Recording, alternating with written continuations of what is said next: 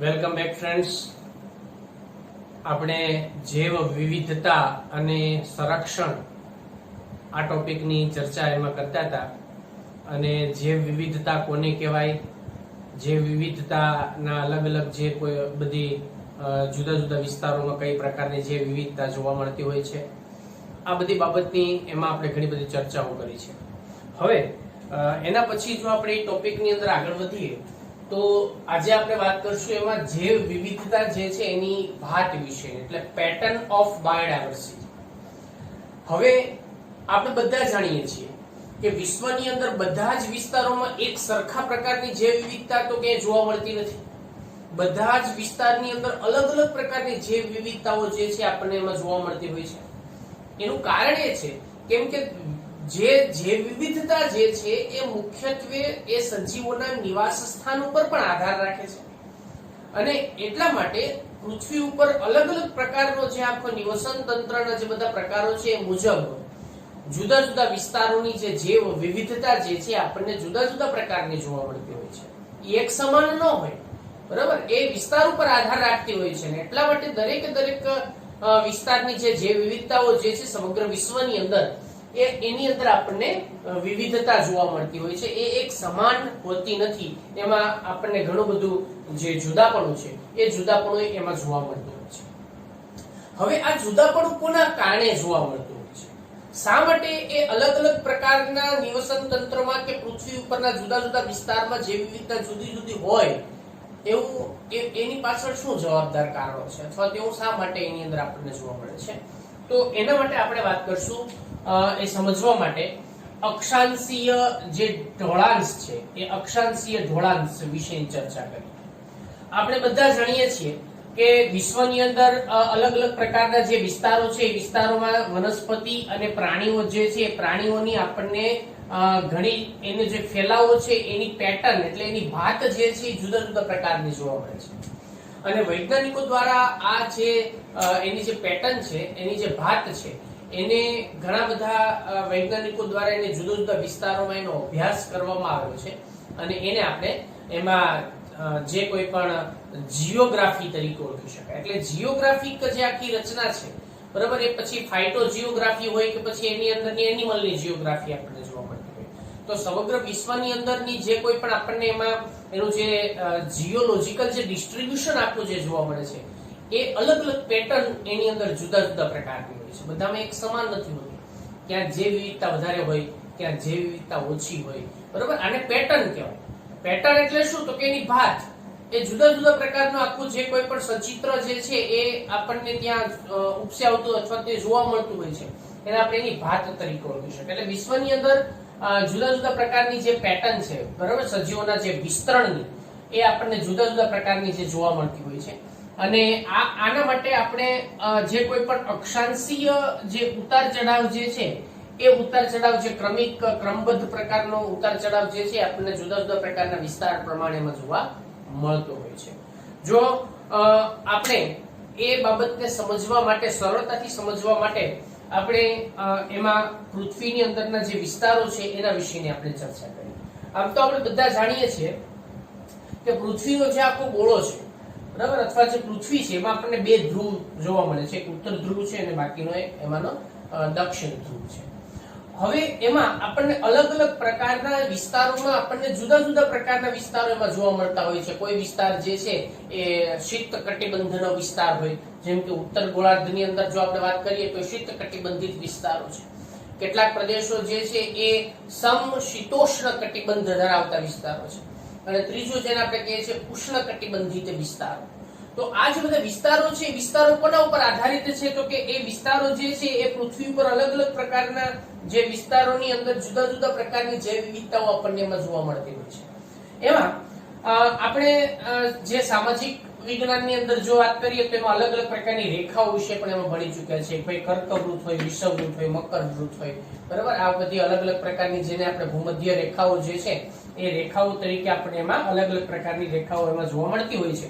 જેમાં જો આપણે વાત કરીએ તો સામાન્ય રીતે આપણે જે વિષુવવૃત્તીય જે વિસ્તાર છે એ વિષુવવૃત્તીય વિસ્તારથી બંને ધ્રુવો તરફ જો આપણે જઈએ, એટલે કે ઉત્તર ધ્રુવ તરફ જઈએ કે નીચે આપણે દક્ષિણ ધ્રુવ તરફ જઈએ, ક્યાંથી? તો એની જે વિષુવવૃત્તીય જે રેખા છે, બરોબર, ભૂમધ્ય રેખાનો આપણે જેને વાત કરીએ છીએ, એ વિસ્તારથી જો ઉત્તર ધ્રુવ તરફ આપણે જઈએ તો એમાં જૈવ વિવિધતા જે છે, જૈવ વિવિધતાનું શું થાય છે એમાં? તો કે ઘટાડો થાય છે, એટલે જૈવ વિવિધતા ઘટે છે. સેમ એવી જ રીતે આપણે વિષુવવૃત્તીય વિસ્તારમાંથી જો દક્ષિણ ધ્રુવ તરફ જઈએ તો એમાં પણ જૈવ વિવિધતા જે છે એમાં શું થાય છે? ઘટાડો થાય છે. તેનો અર્થ શું થયો કે ભાઈ જેમ આપણે વિષુવવૃત્તીય વિસ્તારોથી બંને ધ્રુવ તરફ જો જઈએ, એટલે ઉપરના ધ્રુવ તરફ જઈએ આપણે કે એની અંદરના નીચેના ધ્રુવ તરફ આપણે જઈએ, તો જૈવ વિવિધતા જે છે, જૈવ વિવિધતાની અંદર આપણને શું થતો જોવા મળે છે? તો કે ઘટાડો જોવા મળતો છે. એનો અર્થ આપણે એમ પણ કહી શકાય ને કે વિષુવવૃત્તીય જે વિસ્તાર છે, બરાબર, એ વિસ્તારને આપણે કેવો કહીએ છીએ? તો કે ઉષ્ણકટિબંધીય વિસ્તાર છે. એ ઉષ્ણકટિબંધીય વિસ્તાર જે છે ત્યાંથી આપણે જો લઈએ તો એમાં 23.5 ડિગ્રી ઉપર અને 23.5 ડિગ્રી નીચે, એટલે ઉત્તર માં 23.5 અને 23.5 જે છે એ દક્ષિણ ધ્રુવ તરફ. તો આ બંનેની જે વચ્ચેનો જે જૈવ વિવિધતા જે છે એમાં આપણને સૌથી વધારે જાતિઓ જે છે જોવા મળે છે. એટલે આ પૃથ્વીની અંદરના જે આ વિસ્તાર જે છે એમાં આપણને સૌથી વધારે જૈવ વિવિધતા જોવા મળે છે. એમાંય તે ખાસ કરીને વિષુવવૃત્તીય જે રેખા છે એની નજીકના વિસ્તાર જે છે એમાં જૈવ વિવિધતા સૌથી વધુ માત્રામાં જોવા મળતી હોય છે. એનો અર્થ એ થાય કે ઉષ્ણકટિબંધીય વિસ્તાર જે છે, જેમ કે એક ઉદાહરણ આપણે લઈએ, ભાઈ ઇક્વાડોર છે, ઉષ્ણકટિબંધીય વિસ્તાર છે, અને યુએસએ જે છે એ સમશીતોષ્ણ કટિબંધિત વિસ્તાર છે. એટલે ઇક્વાડોરની અંદર જે યુએસએ કરતા એમાં જો આપણે વાહક પેશીધારી વનસ્પતિની વાત કરીએ, બરાબર, વાહક પેશીધારી વનસ્પતિ, તો એની અંદર એનું પ્રમાણ જે છે 10 ગણા વધારે આપણને ઉષ્ણકટિબંધિત વિસ્તારોમાં જોવા મળે છે. તો એનો અર્થ એ થાય કે સમશીતોષ્ણ કટિબંધના વિસ્તારો કરતા ઉષ્ણકટિબંધની અંદર જૈવ વિવિધતા જે છે એ વધારે માત્રામાં જોવા મળતી હોય છે. અને એ સ્વાભાવિક વસ્તુ છે ભાઈ કે ભાઈ જે વિસ્તારોની અંદર જૈવ વિવિધતા વધારે હોય, બરાબર, એ વિસ્તાર એટલે આપણે એને ઉષ્ણકટિબંધિત વિસ્તાર તરીકે ઓળખી શકાય. અને જેમ વધારે ઊંચાઈ એટલે કે આપણે જો દક્ષિણ ધ્રુવ તરફ જઈએ, ઉત્તર ધ્રુવ તરફ આપણે જો જઈએ તો જૈવ વિવિધતામાં ઘટાડો આવે છે. સેમ દક્ષિણ ધ્રુવ તરફ જઈએ કોનાથી? વિષુવવૃત્તથી, તો એમાં પણ જૈવ વિવિધતામાં આપણને ઘટાડો જોવા મળતો હોય છે. એટલે સામાન્ય એક વસ્તુ તમે વિચારો કે ધારો કે એક ખૂબ ઊંચો એક પર્વત છે. આ પર્વતની અંદર, એ પર્વતમાં જે જૈવ વિવિધતા જે છે એ તળેટીના જે વિસ્તારોમાં જોવા મળતી હોય, ધારો કે આ એક પર્વતીય વિસ્તાર છે, બરાબર, અહીંયા જે નીચેના ભાગમાં જે જૈવ વિવિધતા જોવા મળે, એટલે આટલા વિસ્તારની અંદર જે જૈવ વિવિધતા નીચેના ભાગમાં આપણને જે જોવા મળે છે, જે વનસ્પતિ અને પ્રાણીઓની જે જાતો, એના કરતા તમે જેમ જેમ ઊંચાઈ તરફ જતા જશો ને એમ એની અંદર જૈવ વિવિધતામાં આપણને પ્રમાણમાં ઘટાડો જોવા મળતો હોય છે. એટલે એનો અર્થ એ થાય કે ટોચના ભાગે સંખ્યા સજીવોની જે છે એની જાતિઓની સંખ્યા અહીંયા ઓછી હોય છે, બરાબર, અને જેમ નીચેના ભાગે એટલે તલીય વિસ્તાર કે તટ પ્રદેશની અંદર જો આપણે વાત કરીએ તો અહીંયા જૈવ વિવિધતા આપણને વધારે માત્રામાં જોવા મળતી હોય છે. તો એનો અર્થ શું થાય કે જેમ એમાં સામાન્ય જમીન સપાટી કરતા ઊંચાઈની જે સપાટી છે એમાં જૈવ વિવિધતાની અંદર આપણને ઘણો બધો ફેરફાર જોવા મળતો હોય. આને શું કહેવાય? આપણે અક્ષાંશીય ઢોળાંશ, બરાબર. અક્ષાંશીય ઢોળાંશ જે છે એ આપણને અક્ષાંશ અને રેખાંશ એના વિશે પણ આપણે જાણીએ છીએ કે અહીંયા આપણે જે વાત કરી છે બધી અક્ષાંશીય ઢોળાંશ જે છે એની સાપેક્ષમાં જ આપણે વાત કરીએ છીએ. બીજું એક ઉદાહરણ ઇન્ટરેસ્ટિંગ આપણે જો જોઈએ તો પક્ષીઓની જે જાતિનો એક સર્વે કરવામાં આવ્યો છે. આ સર્વે જે છે એ કોલંબિયા, ભારત, ન્યુયોર્ક, ગ્રીનલેન્ડ, એમાં ખાસ કરીને આપણે વાત કરીશું એ ગ્રીનલેન્ડ, ન્યુયોર્ક અને કોલંબિયા વિશે, બરાબર. અહીંયા તો ખાલી આપણે ભારતને એમાં સમજૂતી માટે આપણે અને એની સંખ્યા જે છે એને ત્યાં આપણે દર્શાવેલું છે, કેમ કે ન્યુયોર્ક અને કોલંબિયાની વચ્ચેના ભાગમાં સ્થાન પામેલું છે. તો હવે વિષુવવૃત્તીય જે વિસ્તાર છે, વિષુવવૃત્તીય વિસ્તારની નજીકના વિસ્તારની અંદર આપણને શું જોવા મળે છે? તો કે કોલંબિયા આવેલું છે. કોલંબિયા જે છે ક્યાં છે? તો કે વિષુવવૃત્તીય વિસ્તાર જે છે એની ખૂબ નજીકના ભાગમાં છે. તો ત્યાં પક્ષીની જાતો કેટલી જોવા મળે છે? જો 1400 જાતિ પક્ષીઓની ત્યાં જોવા મળે છે. હવે એનાથી ઉપર આપણે વાત કરશું ન્યુયોર્ક. તો ન્યુયોર્ક જે છે એની અંદર આપણને પક્ષીની જાતો કેટલી જોવા મળે છે? તો કે 105. હવે કારણ શું થયું? કેમ કે આપણે કઈ તરફ જઈએ છીએ? ઉત્તર ગોળાર્ધ તરફ જઈએ છીએ. તો એમ અહીંયા જાતિ 1400 હતી, સીધી 105 થઈ ગઈ. મતલબ જાતિમાં શું થયો છે? તો કે ઘટાડો થયો છે જાતિની વિવિધતામાં. હવે ગ્રીનલેન્ડની જો આપણે વાત કરીએ તો એમાં કેટલી જાતિ છે? તો કે 56 જેટલી પક્ષીઓની જાતિ જોવા મળે છે. તો આમ અને ભારતની અંદર જો આપણે વાત કરીએ તો ભારતમાં આપણને એમાં 1200 થી વધારે પક્ષીઓની જે જાતો છે એ આપણને એમાં નોંધાયેલી છે અથવા તો જોવા મળતી છે. એટલે આમ કોલંબિયા, ગ્રીનલેન્ડ, ન્યુયોર્ક અને ગ્રીનલેન્ડ તરફ આપણે જઈએ બરાબર ઉત્તર ગોળાર્ધની અંદર તો એમાં જે પક્ષીઓની જે જાતિઓ છે એમાં આપણને ઘટાડો થતો જોવા મળે છે. એટલે આ રીતે એનો જે કોઈ પણ અક્ષાંશીય ઢોળાંશને આધારે એનો જે ઉલ્લેખ જે છે એ બાબતનો કે ભાઈ વિષુવવૃત્તીય વિસ્તાર એટલે ઉષ્ણકટિબંધીય વિસ્તારોમાં વિવિધતા વધારે છે, જ્યારે એની સાપેક્ષમાં સમશીતોષ્ણ કટિબંધ અને શીત કટિબંધના વિસ્તારોમાં આપણને ઓછી વિવિધતા જોવા મળતી હોય છે. હવે અહીંયા આપણે જે વિવિધતાની જ્યારે વાત કરતા હોય ત્યારે જે વિવિધતા ધરાવતા સૌથી વધારે વિશ્વમાં જે વિવિધતા ધરાવતો જે વિસ્તાર છે એ છે દક્ષિણ અમેરિકાની અંદરના એમેઝોનના જંગલો. એમેઝોનના જે જંગલો છે એને આપણે પૃથ્વીના ફેફસા ગણીએ છીએ, કેમ કે એટલા મોટા પ્રમાણની અંદર આપણને ત્યાં વનસ્પતિ પ્રાણીઓની જે જાતો છે ને ખાસ કરીને ત્યાં અમુક કેટલીક એવી દુર્લભ જાતિઓ છે કે જે વિશ્વમાં બીજે ક્યાંય જોવા નથી મળતી. એટલે આવી જે દુર્લભ જાતિઓ એ આપણને એમેઝોનના જંગલોમાં જોવા મળતા હોય છે. એમાં કેટલાક આંકડાકીય માહિતી જે છે તમારે ખાસ યાદ રાખવાની છે. ઓબ્જેક્ટિવ પ્રશ્ન માટે આ આંકડાકીય માહિતી જે છે પૂછાતી હોય છે. એમેઝોનના જંગલોની અંદર એમાં 40,000 થી વધુ વનસ્પતિની જાતિઓ જે છે ત્યાં નોંધાયેલી છે. 3,000 જેટલી મત્સ્યની જાતિઓ નોંધાયેલી છે. 1,300 જેટલી પક્ષીઓની જાતિઓ નોંધાયેલી છે. 427 સસ્તન અને ઉભયજીવીની જાતિઓ નોંધાયેલી છે. 378 જેટલા આપણને ત્યાં સરીસૃપની નોંધાયેલી છે. કીટકોની તો લાખોની સંખ્યામાં જાતિઓ જે છે એ ત્યાં નોંધાયેલી આપણને જોવા મળે છે. છતાં વૈજ્ઞાનિકો દ્વારા એવું એમાં માનવામાં આવે છે કે હજી ત્યાં આપણને લગભગ 1,25,000 જેટલી એમાંની અપૃષ્ઠવંશી જે સજીવો છે એ અને 20 લાખ જેટલી કીટકોની જે જાતિઓ છે બરોબર એની હજી ઘણી બધી જે શોધ છે અને નામકરણ કરવાનું જે બાકી હજી એમાં સંશોધનો જે છે બાકી છે એવું વૈજ્ઞાનિકોનો એક અંદાજ જે છે એમાં લગાવવામાં આવ્યો છે. એટલે આવી રીતે વિષુવવૃત્તીય વિસ્તારો જે છે એની અંદર આપણને જે જૈવ વિવિધતા વધારે માત્રામાં આપણને જોવા મળે છે અને એમેઝોનના જે જંગલો છે એને જૈવ વિવિધતાના સૌથી મુખ્યત્વે જેને આપણે હોટસ્પોટ ગણી શકાય, ધ્યાન ખેંચી શકે એવા વિસ્તારો જે બાયોડાયવર્સિટી હોટસ્પોટ ગણી શકાય એવા જંગલોમાં આ જંગલોનો સમાવેશ જે છે કરવામાં આવતો હોય છે. હવે એક પ્રશ્ન આપણને એ થાય કે ભાઈ વિષુવવૃત્તીય વિસ્તારની અંદર જૈવ વિવિધતા શા માટે વધારે છે? આપણને એક પ્રશ્ન થાય ને આપણને કે ભાઈ વિષુવવૃત્તીય વિસ્તારમાં શા માટે વધારે છે? તો ઉદ્વિકાસકારો જે છે એના દ્વારા અને ઘણા બધા જે જૈવ વિવિધતાનો અભ્યાસ કરતા જે વૈજ્ઞાનિકો છે એ વૈજ્ઞાનિકો દ્વારા એના માટેના કેટલાક જે પરિકલ્પના છે એ અથવા તો આપણે કહી શકાય કે એના સિદ્ધાંતો જે છે એ એમાં રજૂ કરવામાં આવેલા છે કે આ 3 બાબતોના કારણે ઉષ્ણકટિબંધીય વિસ્તારોની અંદર જૈવ વિવિધતા વધારે છે. જેમાં સૌથી પહેલું જેને આપણે ગણી શકાય જાતિ ઉદ્વિકાસ. હવે જાતીય ઉદ્વિકાસ એટલે આપણે એને શું કહી શકાય? જાતીય ઉદ્વિકાસ એટલે ઉદ્વિકાસ એ જાતિ વિકાસ જે છે એના ઉપર જ મુખ્યત્વે આધારિત છે.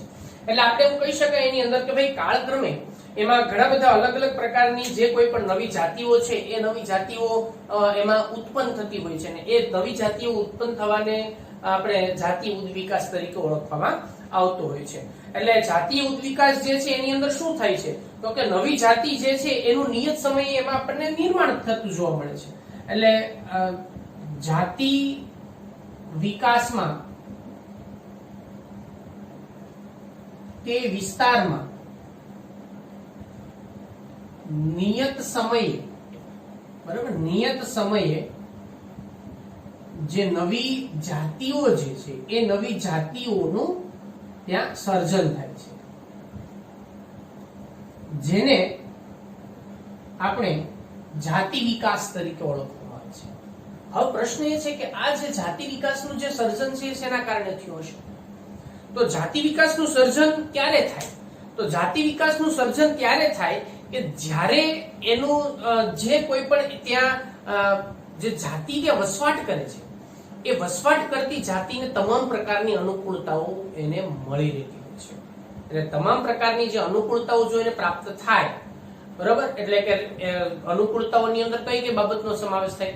તો સૌથી પહેલા તો ખોરાક, બીજું તો કે રહેઠાણ માટેનું યોગ્ય નિવાસ સ્થાન અને ત્રીજી બાબત જેને ગણી શકાય એ એમાં સંતતિ નિર્માણ માટેની જે પ્રક્રિયા છે એનો સમયગાળો, બરોબર. એટલે આ બાબતો જે છે એને આપણે જાતીય ઉદ્વિકાસની અંદર એનો સમાવેશ જે છે કરી શકાય છે. ઉષ્ણકટિબંધીય વિસ્તારોની અંદર એમાં એટલા માટે જાતીય ઉદ્વિકાસ જોવા મળ્યો છે કારણ કે ઉષ્ણકટિબંધીય વિસ્તારમાં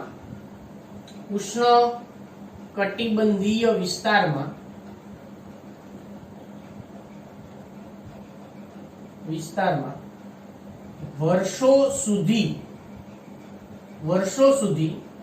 ત્યાં જે કોઈ પણ જાતિઓ ત્યાં વસવાટ કરતી હોય, બરાબર, એ જાતિઓની અંદર આપણને જે કનડગત વગર એ રક્ષણ મેળવી અને ત્યાં એ મોટા પ્રમાણમાં આપણને ત્યાં રહેતી જોવા મળતી હોય. એટલે વર્ષો સુધી જાતિઓને કોઈ પણ પ્રકારનું કનડગત વગર રક્ષિત થઈ અને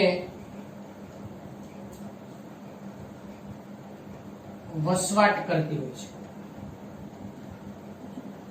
એટલે ઉષ્ણકટિબંધીય વિસ્તારમાં શું હોય કે જે જાતિઓ ત્યાં રહે છે ને એ જાતિઓને કોઈ બાહ્ય પર્યાવરણીય કે બાહ્ય કોઈ અસર એવી બધી થઈ નથી, બરાબર. એટલે ત્યાં આપણને વર્ષો સુધી જાતિઓને કનડગત નથી થઈ કે કોઈ એવી હેરાનગતિ કોઈ નથી થઈ કે જેથી કરીને જાતિઓને કોઈ બહુ મોટા પ્રમાણમાં એવું નુકસાન થાય. એટલે એ જાતિઓની અંદર શું જોવા મળ્યું, એનો અર્થ શું થયો કે ત્યાં જાતિઓમાં સ્થિરતા જોવા મળે છે. એટલે એટલા માટે આપણને એની અંદર જે આ રક્ષિત વિસ્તાર જે છે એ આપણને ત્યાં વધારે જોવા મળ્યો છે. જાતિઓ કનડગત થયા વગર ત્યાં રહી હોય, બરાબર, એના પરિણામે આપણને ત્યાં જાતિના ઉદ્વિકાસ માટે એને વધારે એમાં સ્થાન પ્રાપ્ત થયું. એની સાપેક્ષમાં જ્યારે આપણે જો એમાં સમશીતોષ્ણની વાત કરીએ તો સમશીતોષ્ણ વિસ્તારમાં કદાચ કોઈ સમય એવો હોય, બરાબર, એક સમય એમાં કોઈ એવો પણ આવ્યો હોય કે ત્યાં એના પરિણામે હિમવર્ષા જે છે એ વધારે માત્રામાં થઈ હોય, હિમવર્ષા વધારે માત્રામાં થઈ હોય, જે ત્યાં વસવાટ કરતી જાતિઓ જે છે એ જાતિઓ માટે કેવી હોય છે તો કે પ્રતિકૂળ હોય છે. એટલા માટે ત્યાં જાતિ વિવિધતા જે છે એ વધારે જોવા મળી નહીં, બરાબર. જ્યારે અહીંયા વિસ્તાર જે છે એ સંપૂર્ણ રીતે અનુકૂળ ધરાવતો વિસ્તાર છે, આ પ્રતિકૂળતા ધરાવતો વિસ્તાર છે. એટલે આપણને ત્યાં જાતિ વિવિધતા જે છે એ પ્રમાણમાં ઓછી જોવા મળે છે.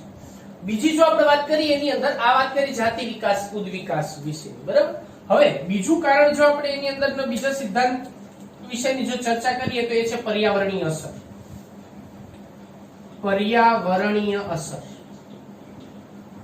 પર્યાવરણીય અસર જે છે એ જાતીય વિકાસ ઉપર અથવા તો એના ઉપર સૌથી વધુ આપણને અસરકારક ગણી શકાય છે.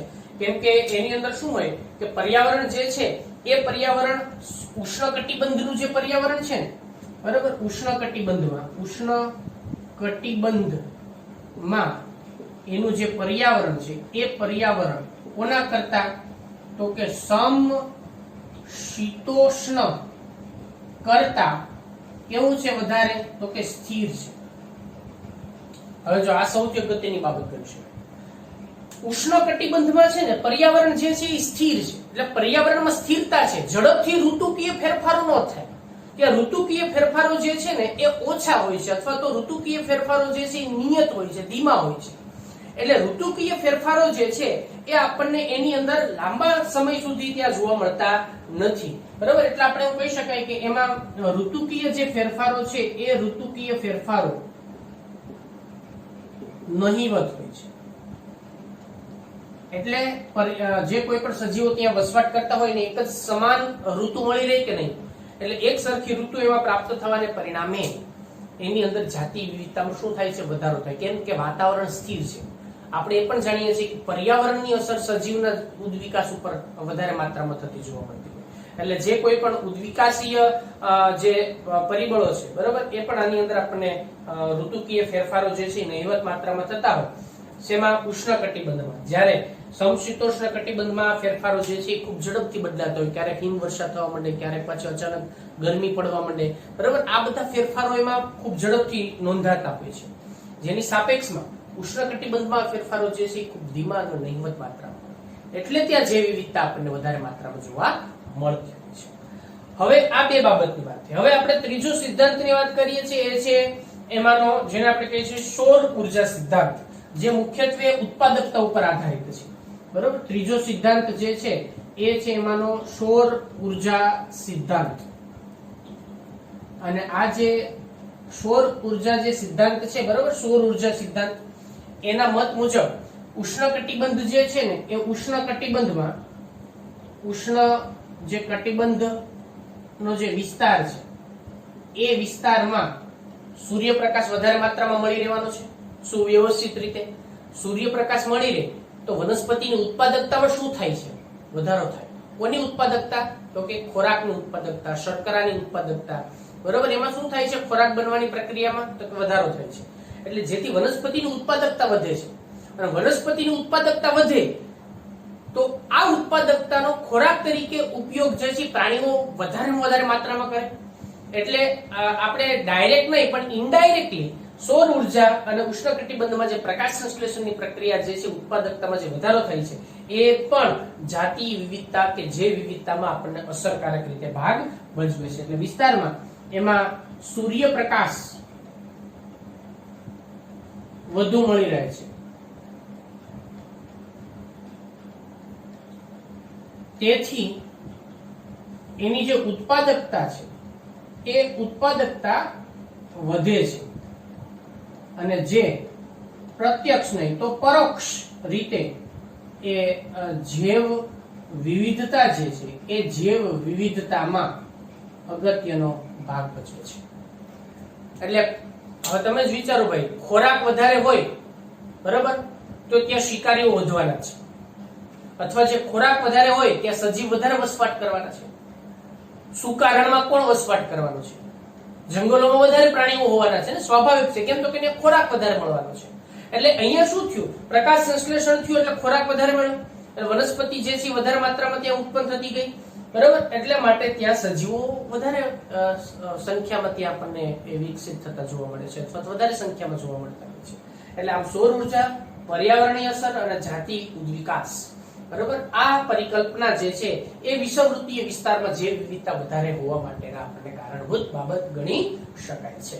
તો આજે ચર્ચા કરી આપણે એ જે વિવિધતાની જે પેટર્ન છે, જે વિવિધતાની જે ભાત છે, બરાબર, એ અલગ અલગ પ્રકારના વિસ્તારોમાં જે અક્ષાંશીય ઢાળાંશ પ્રમાણે જુદી જુદી શા માટે જોવા મળતી હોય છે, આ એના વિશેની આપણે ચર્ચા કરી. નેક્સ્ટ લેક્ચરમાં આપણે આગળ એમાં આગળના ટોપિક જે છે એના વિશેની ચર્ચા કરીશું.